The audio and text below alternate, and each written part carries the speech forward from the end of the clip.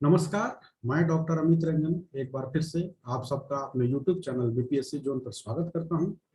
आज हम लोग जिस विषय पर चर्चा करने वाले हैं वह है प्राचीन साहित्य एवं साहित्यकार, अर्थात प्राचीन भारत में जितनी भी पुस्तकें लिखी गई और उनको आधार बनाकर विविध परीक्षाओं में जो पीटी में सवाल पूछे गए, आज हम लोग उस पर चर्चा करेंगे।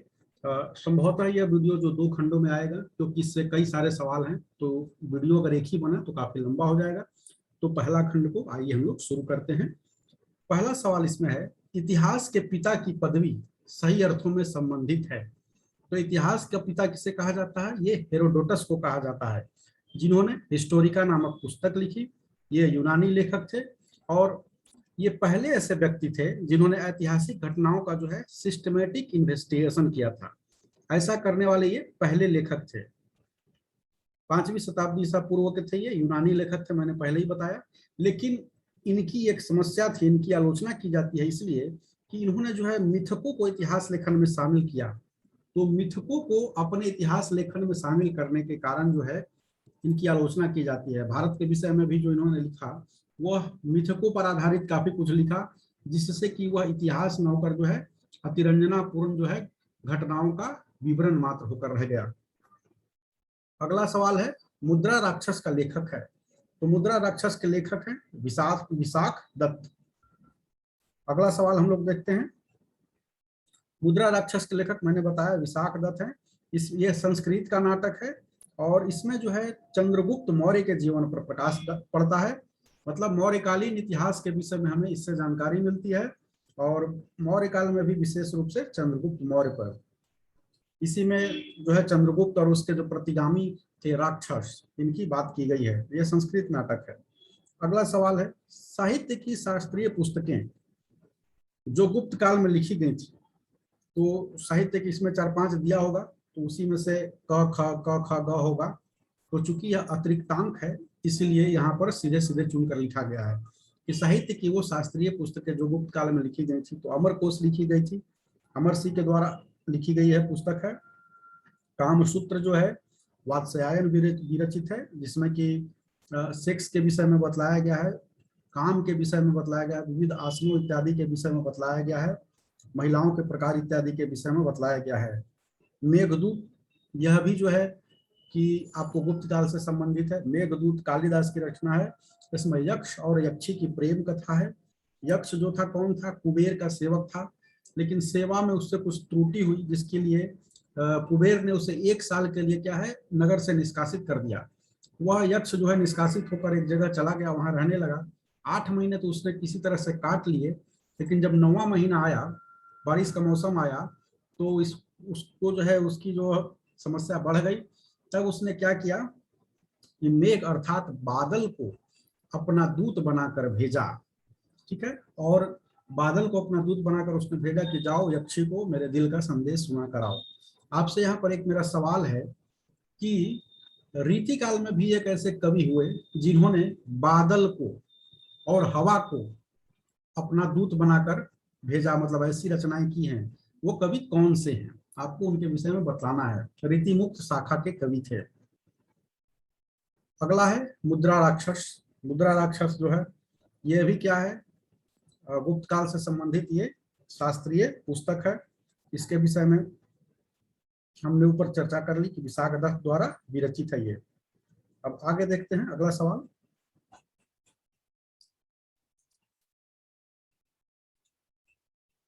बौद्ध ग्रंथ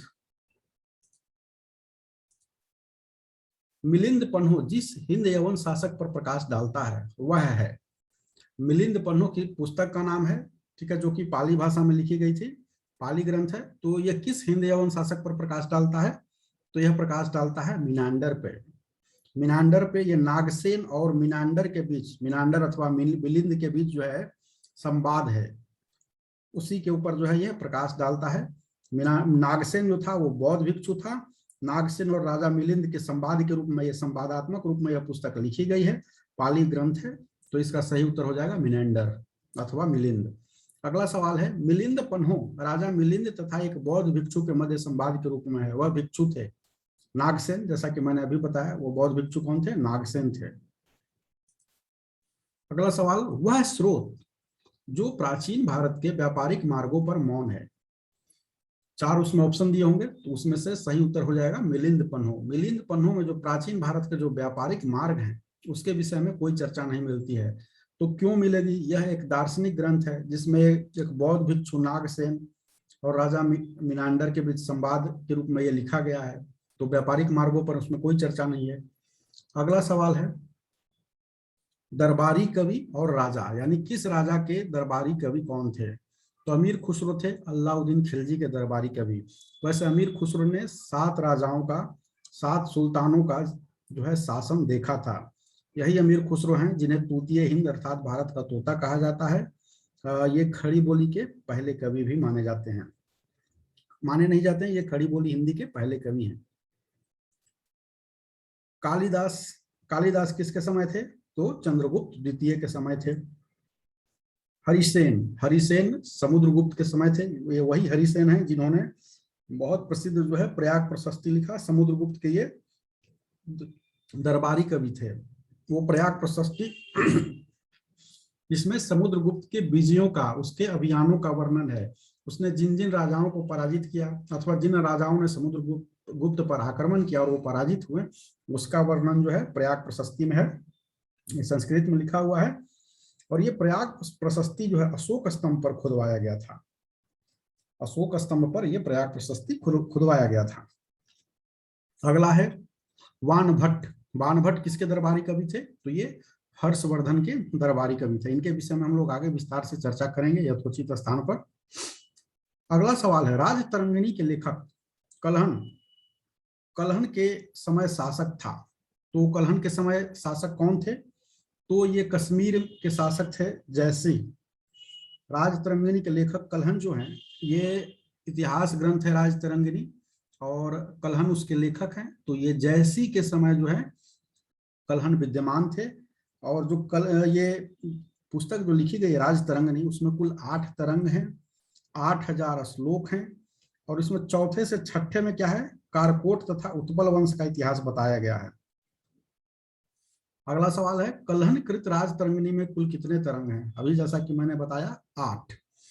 भारत में जो है इतिहास को लेकर जो समझ बदलने में कलहन की महत्वपूर्ण भूमिका थी। वैसे इतिहास को पहले कहानी के रूप में समझा जाता था, लेकिन इन्होंने इतिहास को क्या है कि एकदम से सिस्टमेटिक इन्वेस्टिगेशन की तरह से, जैसा कि हेरोडोटस ने किया था, इन्होंने भी वैसा ही किया और तथ्यात्मक जानकारियां प्रदान करने का प्रयास किया। अगला है, कलहन की राजतरंगिणी को आगे बढ़ाया था। कलहन की राजतरंगिणी को किसने आगे बढ़ाया था? तो जैनुल आबदीन जो है, जिसे कश्मीर का अकबर कहा जाता है, उसके प्रश्रय में 2 विद्वान रहते थे, जोनराज एवं श्रीवर। इन्हीं दोनों ने है जो कलहन की राजतरंगिणी को क्या किया था? आगे बढ़ाया था। अगला सवाल है, सौंदरानंद रचना है। सौंदरानंद जो है किसकी रचना है? तो यह अश्वघोष की रचना है। याद करने के लिए मैंने पहले बताया था, थोड़ा डेरोगेटरी है, मैंने पहले भी कहा था घोड़ा घोष, इससे याद रहता है। क्या है कि अनुप्रास अलंकार का यहाँ पर घ घ वर्ण की आवृत्ति नजर आती है। तो सौंदरानंद की रचना है। सौंदरानंद किसकी रचना है? अश्वघोष की। या वही अश्वघोष हैं जो चौथी बौद्ध स्मृति में, अगर आपने मेरा जो बौद्ध धर्म वाला वीडियो देखा होगा, तो चौथी बौद्ध स्मृति में क्या है, ये उपाध्यक्ष के पद पर आसीन थे। अध्यक्षता किसने की थी? ये आप कमेंट बॉक्स में लिख के मुझे बताइए। ये उपाध्यक्ष थे और ये 1ली शताब्दी ईस्वी में कश्मीर कुंडलवन में कनिष्क के समय हुआ था। अगला सवाल है, नागानंद रत्नावली एवं प्रियदर्शिका, इसके लेखक कौन है? इसके लेखक हैं हर्षवर्धन। हर्षवर्धन वही महान सम्राट जिसके विषय में कई लोग बोलते हैं हिंदू अंतिम हिंदू सम्राट। कई लोग अंतिम हिंदू सम्राट हेमू को बतलाते हैं। तो खैर यहाँ पर ये 3 पुस्तकों का, ये 3 नाटकों का जिक्र नाम दिया गया है और इसके लेखक के विषय में पूछा गया कि इसके लेखक कौन थे। तो इसके लेखक थे हर्षवर्धन, उससे भूति वंश के थे। और इन्होंने जो है 3 नाटक लिखे, तीनों के तीनों संस्कृत में हैं। इनकी विषय वस्तु पर हम लोग हल्के में चर्चा कर लेते हैं। प्रियदर्शिका जो है, प्रियदर्शिका वत्सराज उदयन एवं प्रियदर्शिका की प्रणय कथा है। वत्सराज उदयन एवं प्रियदर्शिका क्या है? प्रेम कथा है। नागानंद में क्या है? ये इसका कथानक जो है बौद्ध धर्म से लिया गया है। और इसमें नायक कौन है? इसमें नायक है जीमूत वाहन। अगला सवाल, अमरकोश सिद्धांत शिरोमणि बृहत संहिता एवं अष्टांग हृदय में से वह जो विश्वकोशीय ग्रंथ है, विश्वकोशीय ग्रंथ है बृहत संहिता। ये वराहमिहिर थे जिन्होंने इसकी रचना की, गुप्त काल में थे, और यह जो है संस्कृत में रचित है। ठीक है, अमरकोश जो है संस्कृत में रचित है। अगला देखते हैं, सुमेलित हैं, तो ये सभी सुमेलित हैं। मृच्छकटिकम, मृच्छकटिकम किसने लिखा था? शूद्रक ने लिखा था। मृच्छकटिकम अर्थात मिट्टी की गाड़ी। बुद्धचरितम या बुद्धचरित, बुद्धचरित वही अभी ऊपर भी आया है संभवतः, ये अश्वघोष ने लिखा था। मुद्रा राक्षस, मुद्रा राक्षस किसने लिखा था? विशाख दत्त ने लिखा था। हर्षचरित, हर्षचरित किसने लिखा था? बाणभट्ट ने लिखा था, बाणभट्ट। और हर्षचरित के विषय में मैं यहाँ थोड़ी सी चर्चा कर लूं कि हर्षचरित जो है या हर्षचरितम है, इसमें 8 उच्छ्वासों में ये विभाजित है। ठीक है, अलग अलग नाम होता है 8, कहीं खंड देखिएगा, सर्ग देखिएगा, अध्याय देखिएगा, तो ऐसे यहाँ उच्छ्वास लिखा हुआ है। 8 उच्छ्वास अर्थात 8 अध्यायों में विभाजित है ये। और इसके आरंभिक 2.5 जो उच्छ्वास हैं उसमें क्या है? बाणभट्ट ने इसमें अपनी आत्मकथा लिखी है। ठीक है, बाणभट्ट ने इसमें अपनी आत्मकथा लिखी है। और बाणभट्ट ने जो हर्षचरित लिखा भी था, तो वो पूरा का पूरा जो है हर्ष का जीवनी नहीं लिखना चाहता था, बल्कि हर्ष के जीवन का एक अंश ही लिखना चाहता था। ऐसी उसने घोषणा भी की है कि हर्ष जो है इतना महान है कि उसके लिखने, पूरे जीवनी को लिखने के लिए पूरा का पूरा जीवन 100 जन्म भी कम पड़ जाए। इसलिए मैं उसके कुछ अंशों पर आपके सामने प्रकाश डालूंगा।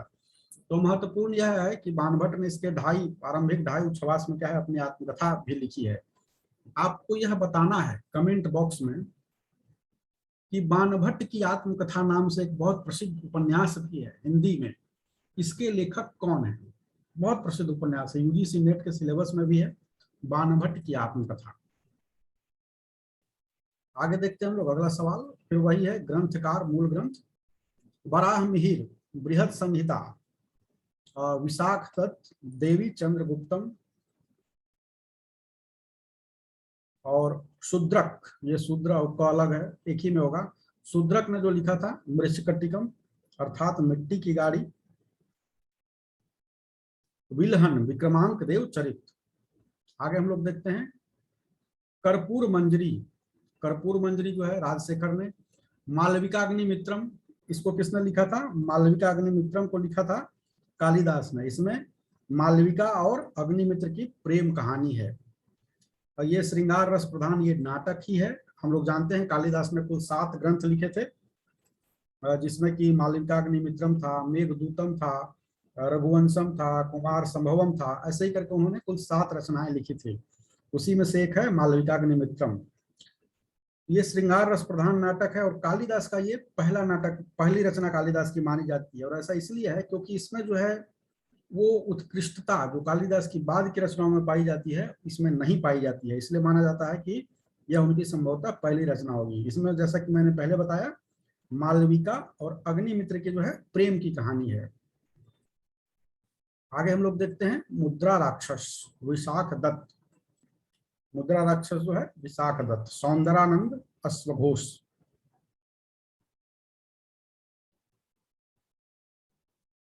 आगे हम लोग बढ़ते हैं इसी में।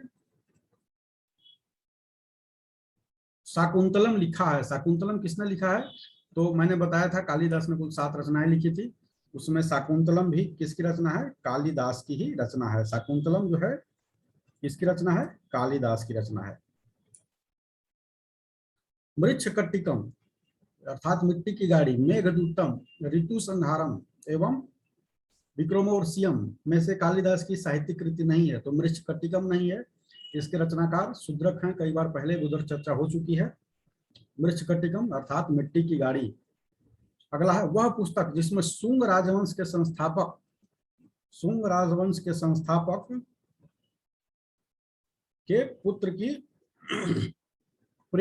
पुत्र की प्रेम कहानी है, तो वो मालविका अग्निमित्रम। अभी मैंने उस पर हल्की सी चर्चा की। मालविका और अग्निमित्र की प्रेम कहानी है ये। स्वप्नवासव दत्ता, स्वप्नवासव दत्ता का लेखक कौन है? तो इसके लेखक जो हैं भास हैं। भास के अब तक 13 नाटक कुल उपलब्ध हैं, उसी में से एक यह भी है। और स्वप्न वास्व दत्तम या स्वप्न वास दत्ता का अर्थ होता है वास्व दत्त का स्वप्न। आगे हम लोग देखते हैं, गीत गोविंद की रचयिता जयदेव जो है अलंकृत करते थे। कहने का मतलब है कि जयदेव जो थे किसके दरबारी कवि थे, जिन्होंने गीत गोविंद की रचना की। तो सेन वंश के लक्ष्मण सेन की सभा में रहते थे ये। और अब हम लोग थोड़ा देख लेते हैं गीत गोविंद के विषय में।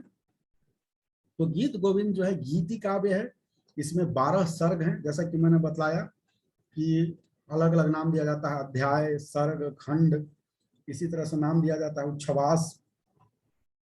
तो गीत गोविंद में कुल 12 सर्ग हैं। आपको बतलाना यह है कि कामायनी में कुल कितने सर्ग हैं, पहला सर्ग उसका कौन सा है। कामायनी की व्याख्या अभी मैंने अपने YouTube चैनल पर करवाई है। मैं जितना भी सवाल पूछ रहा हूँ सभी को लेकर मैंने YouTube पर अपने चैनल पर वीडियो बनाया है। चलिए आपको ऑप्शन भी दे देता हूँ, क्योंकि इसमें हिंदी के कई नहीं होंगे, लेकिन फिर भी ये जो मास्टरपीस है इनके विषय में जानना चाहिए। कामायनी में कुल कितने सर्ग हैं, 13, 14, 15 या 16? आपको इसका उत्तर देना है। उत्तर देने से ये होगा, मैं देखता हूं कि मैं सवाल पूछता हूं, लोग जवाब सामान्यतः नहीं देते हैं।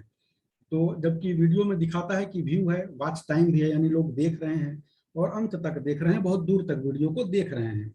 वो जो यूट्यूबर होते हैं उनके पास पता चलता है कि कौन सा वीडियो कितना घंटा देखा गया और कितना प्रतिशत देखा गया। तो जो पिछले के मेरे वीडियो हैं जिनमें मैंने सवाल पूछे, मैंने पाया कि लोगों ने उसे देखा है और काफी देर तक देखा है। पहला जो वीडियो था उसको तो 13.5 घंटे के आसपास देखा गया है। लेकिन मतलब अभी जो पीटी की श्रृंखला चल रही है उसमें पहला वीडियो हड़प्पा कल्चर वाला। लेकिन क्या है कि जो मैं सवाल पूछ रहा हूँ उसका जवाब नहीं दे रहे हैं। जवाब देने से क्या होता है कि एक संवाद स्थापित होता है, संवादात्मकता होती है। आप जवाब देंगे, फिर मैं कुछ और सवाल करूंगा, इससे आपका प्रैक्टिस भी होगा। और इसी संवाद को स्थापित करने के लिए मैंने फेसबुक पेज भी एक बनाया था, बीपीएससी बनाया है, अभी भी है और काफी सक्रिय है वो। मैं उस पर बहुत ज्यादा सक्रिय नहीं, उसके बावजूद बाकी लोग जो हैं संख्या उसकी बढ़ती जा रही है लाइक्स की। तो इसीलिए मैंने बनाया था कि एक संवाद स्थापित हो सके। अगला है सुमेलित हैं। एक में रचनाएं दिया हुआ है, दूसरे में विषय दिया हुआ है कि रचना ये दिया गया इस साइड और दूसरे साइड विषय। अष्टांग संग्रह, आयुर्विज्ञान, 10 रूपक, ये किससे जुड़ा हुआ है, नाट्य कला से। इसके लेखक हैं दंडी, 10 रूपक के लेखक। लीलावती, लीलावती गणित की पुस्तक है, बीज गणित की, भास्कराचार्य हैं, हम लोग जानते हैं। उनके विषय में अगर आगे सवाल आता है तो उस पर हम लोग विशेष चर्चा करेंगे। भास्कराचार्य क्या थे कि बीज गणित का जो है ज्ञान भारत में विशेष रूप से इन्होंने ही दिया। ठीक है। अगला है महाभाष्य। महाभाष्य क्या है, व्याकरण की पुस्तक है, व्याकरण से संबंधित है। यह है तुम्हारा अधिकार। लग रहा था कि 2 वीडियो में जाएगा, लेकिन एक ही में हो जाएगा और छोटा ही वीडियो लगता है बनेगा। खैर, तुम्हारा अधिकार कर्म पर है, फल की प्राप्ति पर नहीं। यह वाक्य जिस ग्रंथ का है वह है गीता। गीता में कहा गया है ना, कर्मण्येवाधिकारस्ते मा फलेषु कदाचन। लेकिन फिर कृष्ण कहीं एक जगह यह भी कहते हैं, ठीक है, कि ठीक है कि मैंने कहा था कि तुम्हारा अधिकार किस पे है, कर्म पे है, फल पर नहीं। लेकिन फल जो है तुम्हारे कर्म में ही निहित होता है। ये किस पुस्तक में उन्होंने कहा था बताइएगा। जो यहाँ है वह अन्यत्र भी है, जो यहाँ नहीं है वह कहीं नहीं है। मतलब जो कि इस किताब में दिया हुआ है वो हर जगह और बाकी जगह भी है, और जो इस पुस्तक में नहीं वर्णित है वो समझिए कि है ही नहीं। यह कॉन्फिडेंस जो है किस पुस्तक के लिए है, ये कहाँ कहा गया है, तो ये महाभारत में ऐसा कहा गया है। वही महाभारत जो जय संहिता के नाम से भी जानी जाती है। पिछली वीडियो में हमने इस पर विस्तार से चर्चा किया था कि महाभारत की 3 प्रतियां उपलब्ध हैं, और जैसा कि मैंने कहा था कि एक ही पुस्तक जो है उसकी कई, जो प्राचीन पुस्तकें हैं उसकी कई सारी प्रतियां उपलब्ध होती हैं। उसी में से देखना होता है कि ओरिजिनल प्रति कौन है। लेकिन महाभारत के केस में अलग है। इसकी पहली प्रति जो है उसमें श्लोकों की संख्या कुछ है जो कि जय संहिता के नाम से जानी गई। दूसरा है भारत, उसमें जो है श्लोकों की संख्या कुछ है। और ये जो महाभारत है इसमें 1 लाख श्लोक है इसमें। ठीक है। तो महाभारत के विषय में वेद व्यास ने ऐसा कहा था कि जो इसमें है वह बाकी जगह भी है, और जो इसमें नहीं है वो दुनिया में है ही नहीं। ठीक है। अगला सवाल, प्राचीन भारत का वह ग्रंथ, प्राचीन भारत का वह ग्रंथ जिसका 15 भारतीय एवं 40 विदेशी भाषाओं में अनुवाद हुआ। 15 भारतीय एवं 40 विदेशी भाषाओं में अनुवाद हुआ। पंचतंत्र, विष्णु शर्मा का लिखित जो है पंचतंत्र, हम लोग जानते हैं एक राजा था, उसके बच्चे जो थे बहुत बिगड़ैल और उदंड थे, पढ़ते लिखते नहीं थे। तो उनको पढ़ाने के लिए विष्णु शर्मा ने जो है जानवरों की कहानियां रची और उनको पढ़ाने का प्रयास किया, कुत्ता सियार ये सब, ठीक है। इसी को और इस तरह से उन्होंने उन्हें उन बच्चों को पढ़ाया, सिखाया, नीति का ज्ञान दिया। ऐसे ही जो है विष्णु शर्मा जी जैसे ही एक और हुए आधुनिक युग में एक शिक्षक हुए, एक सेठ जी थे। बस छोटी सी कहानी, बस 2 मिनट की। तो सेठ जी के भी वहाँ 2-3 बच्चे थे जैसे कि राजा के थे। तो सेठ जी के बच्चे भी उदंड थे, पढ़ते लिखते नहीं थे। कई सारे ट्यूशन मास्टर आए, शिक्षक आए, उनको पढ़ाने का प्रयास किए, ठीक है, लेकिन थक हार कर चले गए। तब सेठ जी जो हैं एक गुरु जी के पास गए, शिक्षक के पास। वो दूसरे तकनीक से पढ़ाने के लिए प्रसिद्ध थे, वैसे ही जैसे विष्णु शर्मा पढ़ाए, ठीक है ना। तो बच्चे उनके पास गए। तो बच्चों ने कहा कि गुरु जी आपका हम सब बात मानेंगे, बस पढ़े लिखेंगे नहीं, ठीक है। तो गुरु जी ने कहा, वो बनारसी गाली एक देते हुए, कि कौन साला यहाँ पढ़ाने के लिए आया है, पढ़ाना वढ़ाना नहीं है, समझे। चलो आओ, आम के बगीचा में जाते हैं, आम खाएंगे। तो ठीक ठीक है। तो वो बोले कि लो पत्थर लो, आम तोड़ो। आम पर निशाना साथ साथ के सब तोड़ने लगा। तो गुरु जी बोले जाओ चुन के लाओ। चुन के लाया। तो फिर गुरु जी बोले अच्छा बताओ कितना आम तोड़े।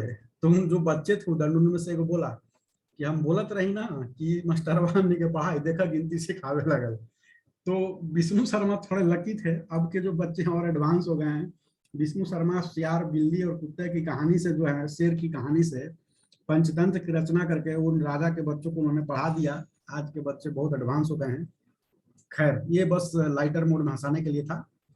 एक कहानी जो प्रचलित है, सुमेलित है, इसमें से कौन सा सुमेलित है, लेखक का नाम दिया है और एक तरफ ग्रंथ का नाम दिया है।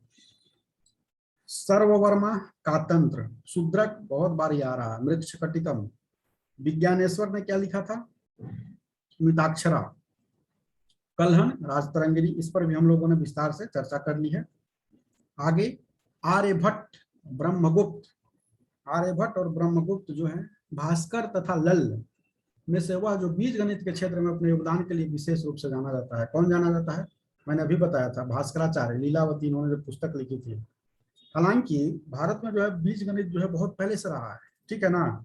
और ये आर्यभट्ट का और ब्रह्मगुप्त ने भी जो है उसमें बीज गणित के क्षेत्र में काम किया है।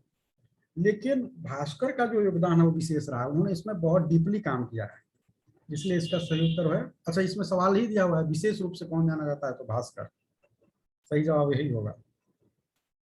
गणित की पुस्तक लीलावती के लेखक कौन थे, गणित की पुस्तक लीलावती के लेखक थे भास्कराचार्य। अगला सवाल है, आर्यभट्ट थे, आर्यभट्ट कौन थे भाई, तो भारतीय गणितज्ञ थे और खगोल शास्त्री थे। ये गणितज्ञ और खगोल शास्त्री थे, गुप्ता पीरियड में थे ये, 4वीं-5वीं शताब्दी में, ईस्वी में। और इन्होंने जो पुस्तक लिखा था आर्यभट्टीय, ठीक है, ये वैदिक ग्रंथ का एक प्रमुख ग्रंथ माना, वैदिक गणित का एक प्रमुख ग्रंथ माना जाता है। और इसी में इन्होंने यह सिद्धांत दिया था, पूर्व मतलब तर्क दिया था कि सूर्य जो है वह स्थिर है और पृथ्वी उसके चारों ओर घूमती है। यह सिद्धांत देखिए आर्यभट्ट ने बहुत साल पहले दे दिया था। मत विलास प्रहसन, मतलब हेलियोसेंट्रिक और दो सेंट्रिक जो कॉन्सेप्ट है ना, हेलियोसेंट्रिक और एक और दूसरा जो है नाम मैं भूल रहा हूँ, जिसमें एक कहता है कि पृथ्वी जो है ब्रह्मांड का केंद्र है। ये ईसाई मत में ऐसा मानना था कि पृथ्वी ब्रह्मांड का केंद्र है और सब सूर्य इसके चारों ओर चक्कर लगाते हैं। तो पश्चिम के जो है कई सारे वैज्ञानिक इसका विरोध किए, कोपरनिकस वगैरह, कहना ना सब गलत है। तो क्या किया कि वो जो पादरी थे, मिशनरी वाले जो चर्च के जो हेड थे, बॉस थे, उन लोगों ने, उनको लगा कि अरे हमारा तो दुकान खतरे में है, तो जो भी ऐसा बोलता था उसको जिंदा जला देते थे, फांसी दे देते थे। उसके कई सौ साल पहले आर्यभट्ट ने यह बात बता दी थी कि सूर्य स्थिर है, पृथ्वी उसके चारों ओर घूमती है। अगला है मत विलास प्रहसन। मत विलास प्रहसन के लेखक जो हैं कौन थे, महेंद्र वर्मन थे। पल्लव नरेश हैं, ये पल्लव वंश के थे। और ये संस्कृत नाटक है, परिहास नाटक है। और इसमें क्या किया गया है कि धार्मिक आडंबरों पर इसमें कटाक्ष किया गया है। आपको बतलाना यह है कि मध्यकाल में, ठीक है, इतिहास के मध्यकाल में एक ऐसे कवि हुए, संत हुए, समाज सुधारक हुए, कम से कम 2 ऐसा नाम बताना है जिन्होंने धार्मिक आडंबरों पर कटाक्ष किया मध्यकाल का, ठीक है। और हिंदी साहित्य में अगर जाकर देखें तो भक्ति काल के ऐसे दो कवियों के आपको नाम बताने हैं जिन्होंने क्या किया कि धर्म के आडंबर के ऊपर जो है उन्होंने कटाक्ष किया। अगला सवाल है, भारत का प्रथम विधि निर्माता किन्हें माना जाता है? भारत का प्रथम विधि निर्माता माना जाता है, किसको माना जाता है? मनु को भारत का प्रथम विधि निर्माता माना जाता है।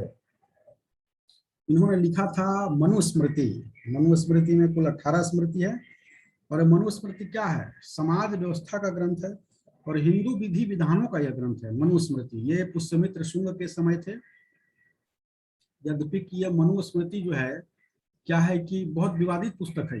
मनुस्मृति बहुत विवादित पुस्तक है, कई सारे जो इसमें प्रावधान दिए गए हैं वो विवाद के केंद्र में है। इसी में बतलाया गया है कि स्त्री जो है वह स्वतंत्रता का योग्य नहीं है। संस्कृत में सब कुछ है, वो मुझे श्लोक याद नहीं है। और यह जो मैं बातें कर रहा हूँ हवा में नहीं कर रहा हूँ, मैंने एमफिल जो किया था वो उसमें तो बकायदा उसमें रिसर्च करके कहाँ कहाँ दिया गया है श्लोक सर्ग 1 पॉइंट समथिंग कर करके, तो इसलिए मुझे वो याद है, मैंने लिखा था वो सब। पॉजिटिव निगेटिव दोनों रेफरेंस मैंने दिया था। स्त्रियों की स्थिति प्राचीन काल में, मध्यकाल में स्त्रियों की स्थिति ऐसा करके मैंने लिखा था। उसी में मनुस्मृति जो है उसमें देख स्त्रियों को लेकर भी बहुत अजीब अजीब दिया गया है। इसमें कहा गया स्त्री स्वतंत्रता का योग्य नहीं है, वो सदा जो है स्त्री कभी जब ये होती है शादीशुदा नहीं रहती है तो पिता के अधीन, शादी होने के बाद जो है अपने पति के अधीन, बुढ़ापे में अपने पुत्र के अधीन रहती है। और जो है यह बात तो आप कहेंगे कि चलिए कुछ हद तक सही है, पहले तो ऐसा ही होता था। इसमें यह भी है कि स्त्रियों के सामूहिक पिटाई को सही ठहराया गया है। स्त्री को बताया गया है उसका काम है पति की सेवा करना, और अगर वह ऐसा नहीं करती है तो सामूहिक पिटाई, पति को तो पिटने का हक दिया ही गया है, सामूहिक पिटाई की भी बात करता है कि सामूहिक रूप से भी उसको पीटा जाना चाहिए। राजा को भी अनुमति देता है सामूहिक पिटाई की। इसमें जाति को लेकर भी दिया गया है, इसमें आपको कुछ विवादित बयान दिए गए हैं। साथ ही साथ जो है एक ही गलती करने के लिए ब्राह्मण, क्षत्रिय, वैश्य, शूद्र के लिए अलग अलग दंड का विधान दिया गया है। वेद श्लोक केवल सुन लेने के जुर्म में जो है शूद्र जो उस समय थे शूद्रों के कान में पिघला हुआ शीशा डालने के बाद यह मनुस्मृति करता है। तो ये उसके कुछ निगेटिव पक्ष हैं, इसके काफी पॉजिटिव पक्ष भी रहे होंगे। तो चूंकि मुझे थोड़ा उसी एंगल से देखना था, लेकिन यह बहुत विवादित पुस्तक है और इस पुस्तक को अक्सर जलाया जाता है। मनुस्मृति दहन दिवस के रूप में भी लोग मनाते हैं, लेकिन भारत के प्रथम विधि निर्माता के रूप में जाने जाते हैं, क्योंकि जैसा भी था विधि का इन्होंने निर्माण किया था। हम्मुराबी कोड ऑफ कंडक्ट हम लोग पढ़ते हैं तो मनुस्मृति के विषय में भी थोड़ा बहुत जानना चाहिए। शून्य का आविष्कार किया था, शून्य का आविष्कार किसने किया था? शून्य का आविष्कार किस व्यक्ति ने किया था ये क्लियर नहीं है, तो इसलिए किसी अज्ञात भारतीय ने किया था। शून्य का आविष्कार भारत में ही हुआ था, लेकिन किसने किया था व्यक्ति का नाम नहीं पता है, तो अज्ञात भारतीय ने किया था। और प्लस जो है भारत में शून्य प्रचलित हुआ, वहां से अरबों ने हमसे सीखा शून्य के विषय में और फिर वो ले जाकर उधर फैलाए, पूरी दुनिया में उससे प्रचलित हुई। अगला है लाइफ ऑफ वेन्सियांग। किसने लिखा था भैया ये पुस्तक? तो हुई ली ने लिखा था ये लाइफ ऑफ वेन्सियांग। द नेचुरल हिस्ट्री ये प्लिनी ने लिखा था। नेचुरल हिस्ट्री प्लिनी ने लिखा था कि स्ट्रेबो ने? प्लिनी ने ही लिखा था। हिस्टोरियल फिलिपिकल ये पॉम्पेई स्ट्रोगस ने लिखा था। द हिस्ट्रीज मैंने पहले बताया अभी, ये हेरोडोटस की पुस्तक है। और इस कड़ी में सबसे अंतिम सवाल है कि सितार, वीणा, सरोद तथा तबला में से सबसे प्राचीन वाद्य यंत्र है। सबसे प्राचीन वाद्य यंत्र कौन सा है इसमें से? सितार, वीणा, सरोद तथा तबला में से सबसे प्राचीन जो वाद्य यंत्र है वह है वीणा। ठीक है, तबला जो है वो भारत में कौन लेकर आया था आप इसको कमेंट में लिखिए, उसकी चर्चा हमने यहाँ पर की है।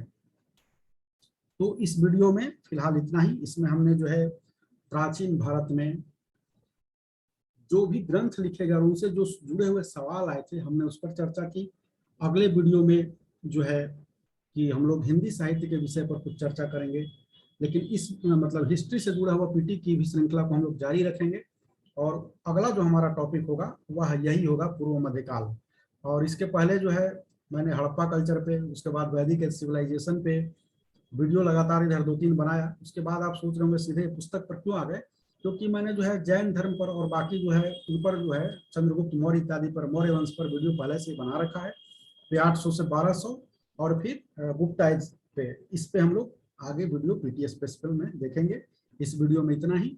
अगर आपको यह वीडियो उपयोगी लगता है तो आप इसे अपने मित्रों को दिखाएं, खुद भी देखें, क्योंकि मैं अक्सर कहता हूँ क्या है कि ज्ञान जो है बांटने से बढ़ता है। इस वीडियो के लिए बस इतना ही। जय हिंद, जय भारत, धन्यवाद।